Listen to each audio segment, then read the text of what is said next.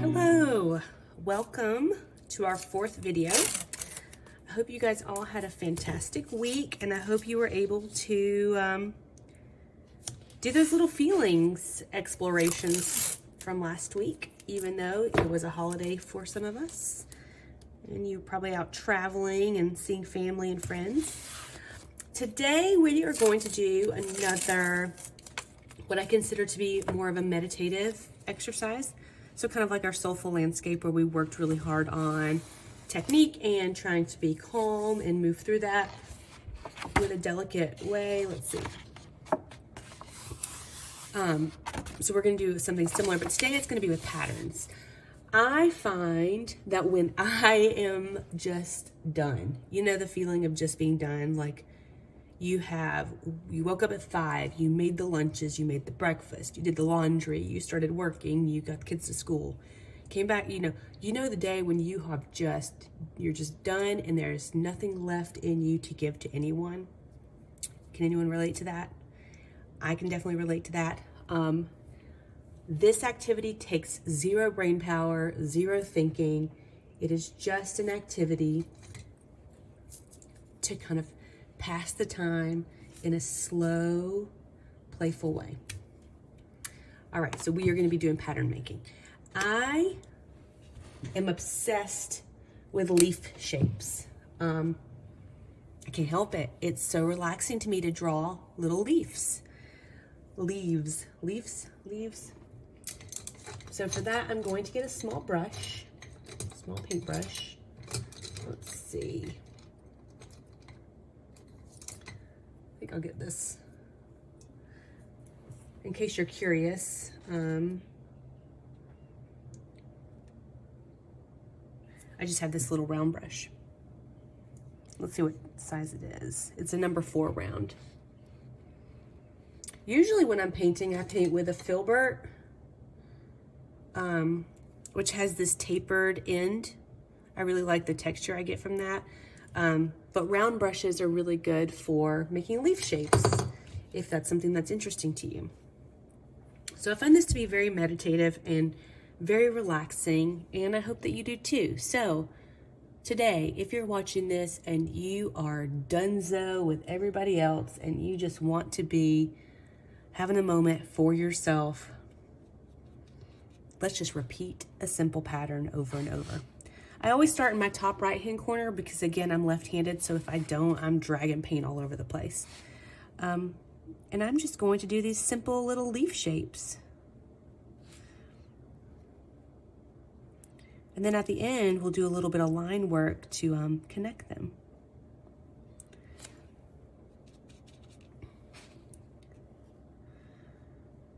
This is really fun exercise if you have watercolors, because watercolors bleed so beautifully. I have some, I just didn't think to get them out. I go through seasons, so for the past years and years, I've only used watercolor.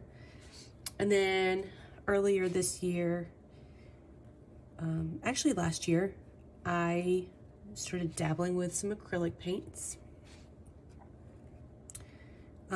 which I found to be really joyful too. I still use my watercolor sometimes, but they're kind of on my shelf and not right in my space. I should probably just move them on the table, and that way I can have access to them. Oh, see, this is already just kind of like, it's just relaxing because we don't have to worry, right? It's the same shape over and over. There's no wrong way to do it.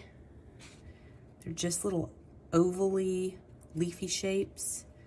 And when I'm doing this, if I'm really having a tough day and I'm like, I can't do anything right, nothing's going my way, which I mean happens to all of us, right? Even those of us that try so hard to keep it cool, keep it calm.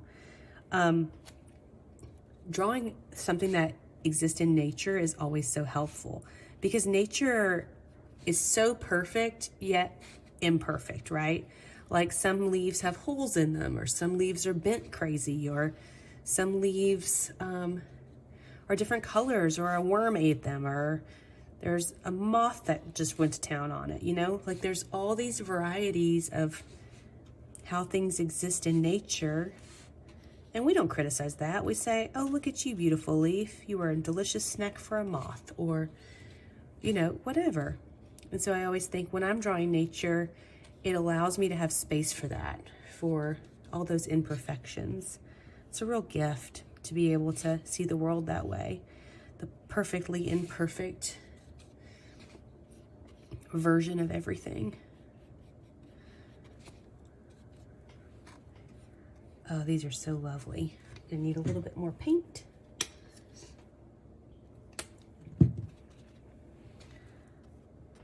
So maybe you don't want to do leaves. Maybe you're thinking, oh, I'm going to do a bunch of circles or squares or rectangles or trees or whatever it is. The whole point is just to be relaxing and kind of be meditative with it. Take some deep breaths. Hold your brush lightly, or your pen or your pencil, whatever you're using. And just be calm about it.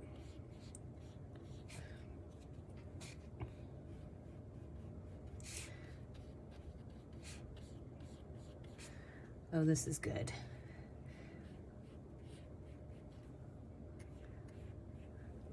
Sometimes I think it's such a privilege to be able to make something, whatever it is.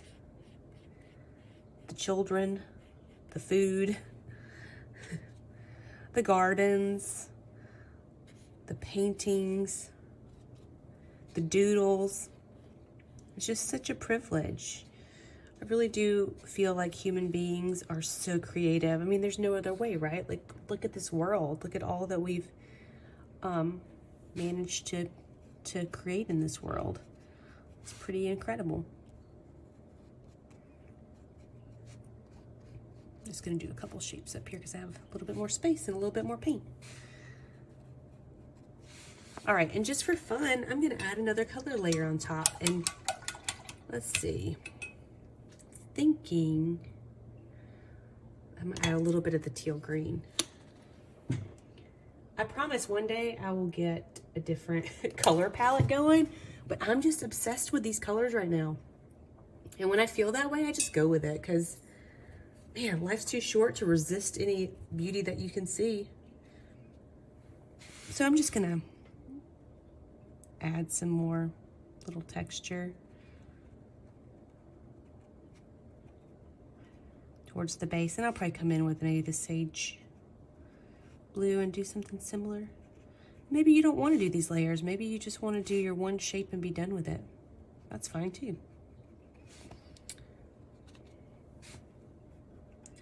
Whatever feels right.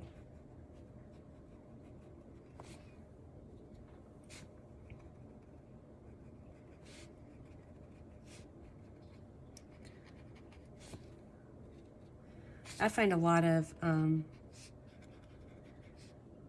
calmness in creating layers and textures.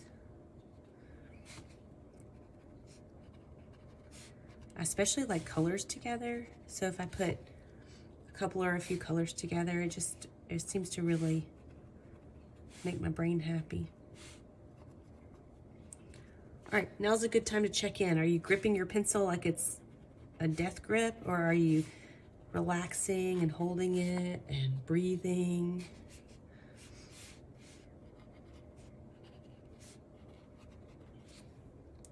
I go back and forth. I'm not perfect at it either. I'm like, oh, I'm so relaxed. Look at this. I'm just painting so beautifully. And the next minute I look at my hand and it looks like it's literally holding on for dear life. And that happens, right? It's so funny how it's just sort of natural to us. My oldest son, I notice when he's doing his homework or drawing, he holds his pencil so tight, and then he complains of his hand being tired. I'm like, sweet boy. So we practice breathing and just like loosening our grip, right? It's like that idea of actually we're not in control. Actually, we could just like let go a little bit. Let go and just see what might happen if we loosen our grip on things. What might happen? It's a bold idea, isn't it? All right, now I'm going to take my sage blue and do a little bit more layering.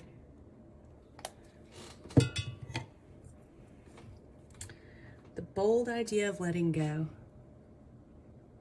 Control's so funny because it feels like, oh yeah, I definitely have control of this life. But then we realize it's the greatest illusion there ever was. It does not exist. What little control we think we have is just not really a thing. Oop, I missed a couple of these, but that's okay. I had an art teacher once that told me, perfect is something, but imperfect is interesting. So why would we not do imperfect, right? That's where the interest is. If you're doing things perfectly all the time, then it kind of becomes the expected way. But what if you got playful and you did it imperfectly, and then you surprised yourself and surprised the other people by being imperfect? I just love that idea that it's actually our imperfections that make us unique and interesting and full of life. Sometimes I wish I would have learned that a lot younger. These conversations on these videos that I have with you guys, it's really lovely. I was walking with a friend a couple weeks ago and was saying, I love these deep conversations about how we're doing and how we're being in the world and what we could maybe try to be different or more in tune with ourselves. Just love that. All right, feeling like I'm wrapping up this painting thing, and then I'm really feeling like if I don't add my pistachio green to this, that the earth might tilt off its axis. We may not survive it. Do you guys think I should do it? Because I'm feeling like obviously it is the choice that has to be made. I need to let this dry for a second. Let me get my paper towel and we'll mop up some of this extra. It's always risky doing this because sometimes it can get smeared. Ooh, that added some nice texture. I like it. All right, pistachio, where are you at? Yes. I mean, this thing. When I went to the art store, we have this amazing art store called The Starving Artist. It's in Hendersonville, North Carolina, right on Canoga Road, if you're familiar with the area. Okay, so I went in there a while back. This has been a couple months. And I was looking around, and like all people who love art supplies do, I was wanting everything. But I found this pistachio gelato, and I was like, oh, well, of course, like, this is my soulmate. But look at these colors together. Do you see this? The sage green, the teal green, the amethyst. It is like perfection. It is so good. I'm just gonna quickly do this. It's so relaxing to just be like, I'm not worried about it. I'm not stressing. I'm just putting my pistachio on and I'm calling it good. So funny. You don't notice that you're missing things and you go back and you're like, oh, well, I didn't, totally skipped over that one. Okay. And then to finish this up, I am going to take my Inktense pencil and I'm just going to draw some little stems on these. Oh yeah, guys. Next level. Why does this bring me so much joy? I think I hear my husband coming home. He pops in and says hello. You guys could hear his voice. When I decided to do these videos, I said, you know what? They're not going to be perfect, and I'm not going to stress myself out about that. I just really want to help people find moments of joy, and you know what? That's what I'm going to do. All right. I'm loving this. So let me peel this off. Peel the tape off. Oh, that was so meditative and relaxing, and fun? All right, I hope you guys have a great week, and I hope that you'll make yourself a little pattern that's calming and meditative, and I hope you'll share it with me. You can tag me at The Compass Wild or DM me or just send me an email. All right, have a great week. Bye.